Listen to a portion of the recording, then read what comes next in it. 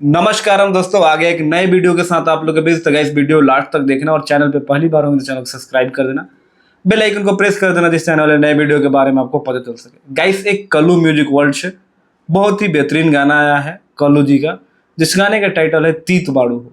और तीत बाड़ू हो ये सारी चीजें एक पति अपने पत्नी के लिए कर रहा है। और आजकल की जो कहानी चल रही है आप लोग देख ही रहे हैं कि थोड़ा भी अनबन हो रहा है तो लड़ाई झगड़ा आम हो गया है, और पहले ये सब चीज़ें नहीं था। इस गाने में आपको खुशी राज जी कल्लू जी के अपोजिट देखने को मिलेंगे।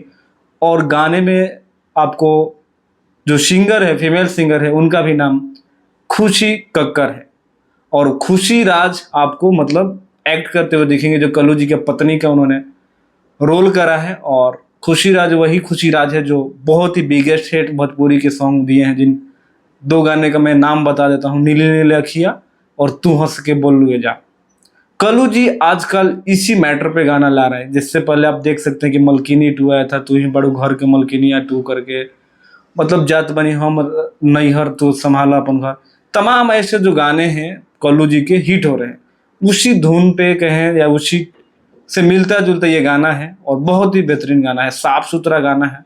अभी तक आपने नहीं देखा है तो जाइए देखिए, ढेर सारा प्यार दीजिए। बाकी मिलते हैं अगले वीडियो में, तब तक भाई को इजाजत, नमस्कार।